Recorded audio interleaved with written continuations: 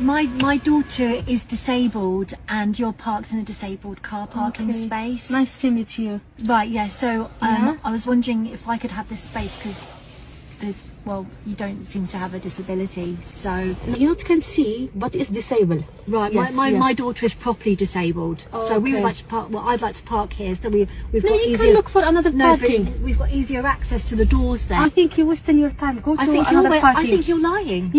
How are you calling me I'm lying? I have a disabled daughter. Big space. I'm sorry, but your husband does not look disabled. It is disabled. Really? Go to move another He look- parking. I'm impressed You know you what? actually- I will close my window, No, okay? I don't want you to close the window. I don't. Are you a hyena now? Is that your disability? In a quiet corner of suburban Britain, a seemingly mundane interaction has ignited a firestorm of national conversation about respect, entitlement, and the invisible pressures bearing down on everyday citizens navigating a multicultural society under strain. A British woman, described by witnesses as calm and polite, reportedly approached a Muslim couple parked in a disabled bay outside a public facility. With her disabled daughter in the car, she simply asked whether they could kindly vacate the space. What followed, by all accounts, was a dismissive, bizarre response from the woman in a full burqa, refusing to move and allegedly making mocking noises in response to the request. The exchange, which was quietly recorded and shared anonymously online, has since gone viral, sparking outrage, sympathy, and yet another round of bitter division about the state of cultural coexistence in the UK. To some, the story represents a familiar and growing tension. Law-abiding citizens being made to feel like second-class citizens in their own country. The disabled parking space, a symbol of societal decency and accommodation for the vulnerable, becomes, in this case, a contested territory, not over rules or laws, but over basic mutual respect. It wasn't about race or religion, says a local resident who witnessed the incident. It was about decency. The woman just wanted a space for her disabled child and was treated with contempt for it. Yet, others are quick to label the backlash as Islamophobic, arguing that the focus on the burqa, wearing women's attire, betrays deeper undercurrents of racial prejudice and media sensationalism. Social media has, as expected, become a battleground, some defending the mother's right to advocate for her child, others accusing the entire episode of being blown out of proportion for political ends. "This isn't about integration anymore," said one commentator on GB News.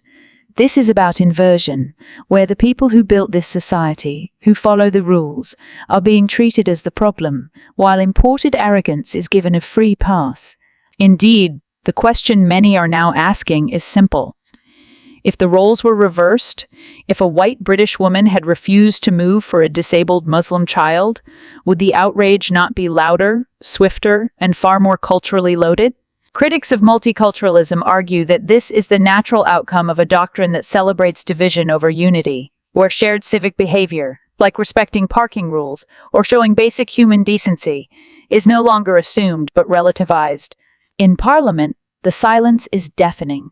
The political class, eager to avoid controversy, has largely dodged the issue, though a few backbenchers have quietly expressed concerns about cultural impunity in certain communities. Meanwhile, disability rights groups have weighed in, steering clear of the cultural flashpoints, but emphasizing the real harm caused when designated spaces are abused. "This shouldn't be about race," one activist stated, "but about ensuring that disabled people have fair access and dignity." And therein lies the paradox of modern Britain. In a society increasingly allergic to offense, it is often the most vulnerable, the disabled, the elderly, the polite, who are sacrificed first at the altar of forced tolerance. What began as a simple request for a parking space has become yet another referendum on Britain's soul. One mother's plea for decency now echoes as a warning shot across a nation increasingly unsure of what it stands for. Look at all these bikes, guys, yeah? All delivery bikes, yeah? Look. All delivery bikes, yeah? All of them going to work, yeah?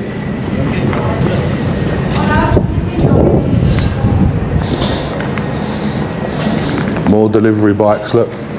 Makeshift delivery bikes. Loads of them. I'm not going to come in no more, miss. They've told me not to go inside, so I know I'm not going to go inside no more, okay? More delivery bikes here, look. So guys, this is actually, I actually think, if I'm honest with you, that this is a hub for deliveries. Yeah.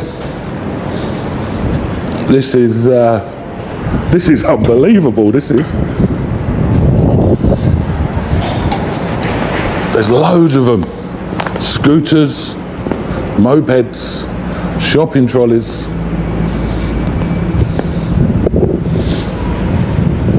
It's one of Britain's worst kept secrets. Across the country, thousands of illegal migrants, housed at taxpayer expense in budget hotels, converted hostels, and even former military sites, are quietly flouting immigration law by moonlighting as food delivery riders. Scooters whiz through city streets, couriers in high-vis jackets vanish into side alleys, and the public, once again, is left asking, where is the Home Office?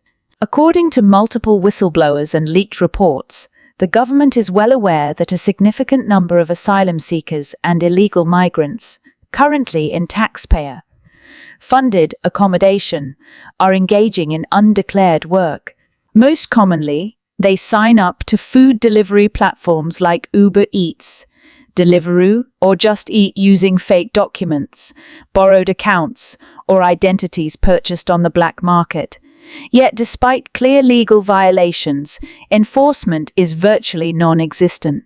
When enforcement teams move in on illegal working, they are often accused of racism, cruelty, or targeting the vulnerable. Advocacy groups are quick to mount peer campaigns. The courts become clogged with appeals, and ministers lose their nerve. The result? A culture of calculated inaction?